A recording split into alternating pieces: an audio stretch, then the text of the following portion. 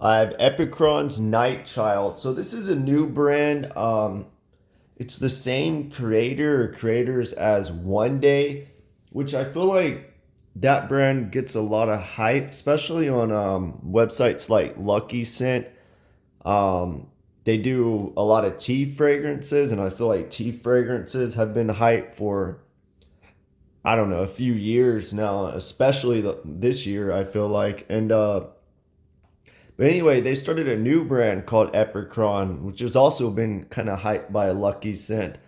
And they have two fragrances, Nightchild and I think another one called Twin Peaks. And this perfume was made by Michael Nordstrand. He used to work for Givaudan. I'm not sure if he still does. He's a good perfumer. He doesn't have too many listed, but he has some well-known ones. He did the Tom Ford Verts and some Joe Malone fragrances. Yeah, Givaudan perfumer basically, and I like their fragrances from Givaudan. But anyway, this fragrance has cedarwood, frankincense, cypress, spruce, patchouli, clary sage, labdanum, chrysanthemum, angelica, musk, and lavender.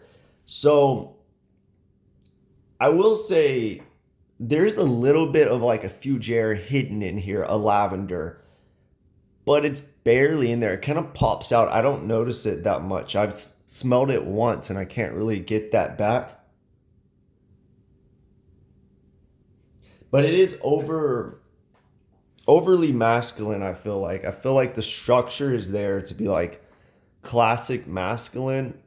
I think anybody can wear it. It's kind of a vibe fragrance, but it does slightly have that in there. I just wanted to say that before I forget. But overall, it's kind of a incensey fragrance, but out in the woods. So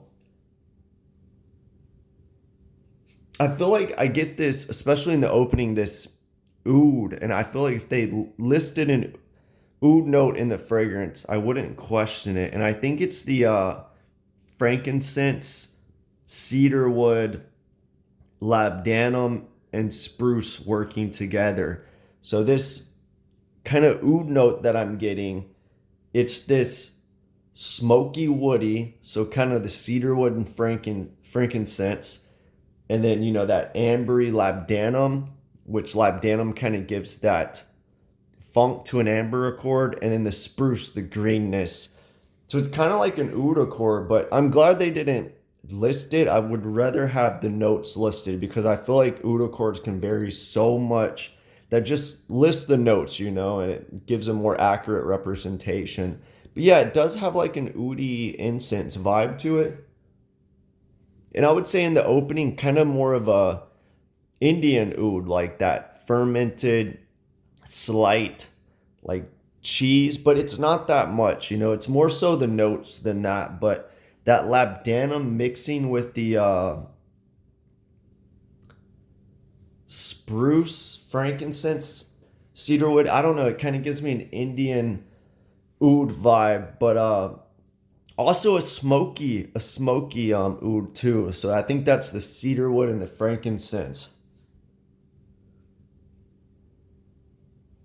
I think the cypress and the spruce make this fragrance interesting, and they make it not just like a straight incense fragrance, and it gives this kind of forest aspect. And the labdanum and patchouli, maybe the lavender, kind of make it like a dark fragrance. I don't get too much angelica, but I'm sure that kind of attributes to the greenness.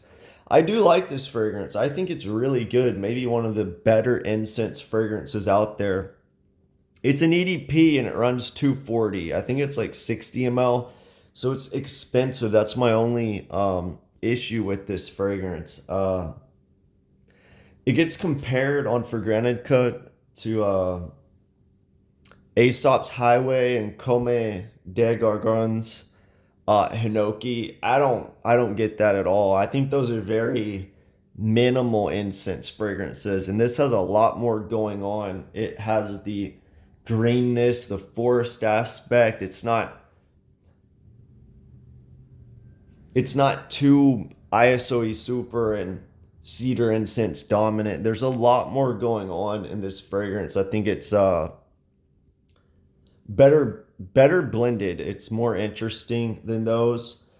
The Aesop Highway is 200 for 50 ml. I would probably go with this over that. It depends on the vibe you want. You know, this is more dark, probably more challenging, less spa-like than that.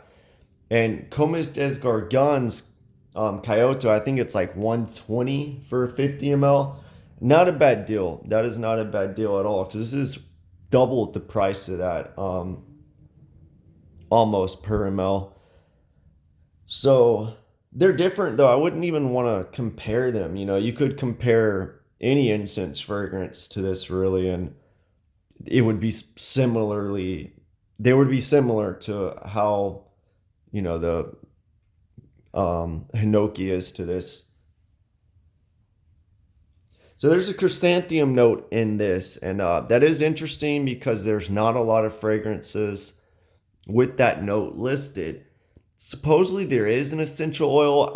I don't think so. If you look on Perfume Apprentice, there's no chrysanthemum essential oil. I mean, unless it's listed under the essential oils chemical name, but a lot of times when you look up chrysanthemum essential oil, you'll find helichrysum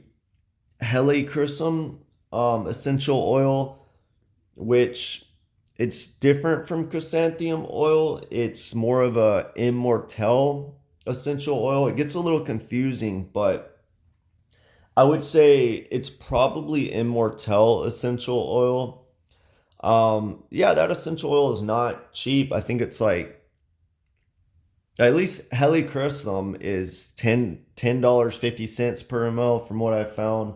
I don't know too much. I've never bought immortelle essential oil. I just did a little research, and but yeah, I don't know what chrysanthemum smells like. I've never smelled it. I think they're used in mums, which is used for like homecoming football games in the United States. But anyway, so it's overall,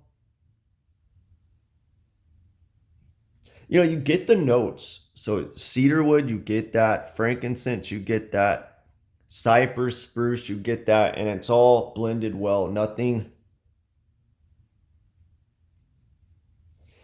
The only thing that stands out, maybe more so than others, is the frankincense. But that patchouli's in there. It's not dominant. The clary sage, the labdanum. Yeah, it's got this musk effect that just blends it all together well.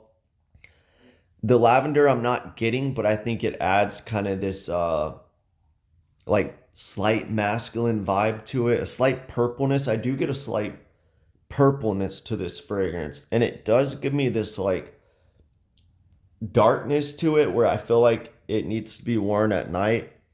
Overall, it's a good fragrance. I'll probably put it on the list to test out and compare with other incense fragrances. I like it. I haven't tried many of the one day fragrances, but out of the several one day fragrances I've tried, and out of the two from Epichron, I like this one the most personally. Won't say it's like gonna be the most mass appealing or other people's favorite, but I feel like if you like incense fragrances and you're into niche, you're gonna like. I feel like you're gonna like this. Like the spruce. If you smelled Les Indemodables, Oriental Velours, this kind of has that same spruce note.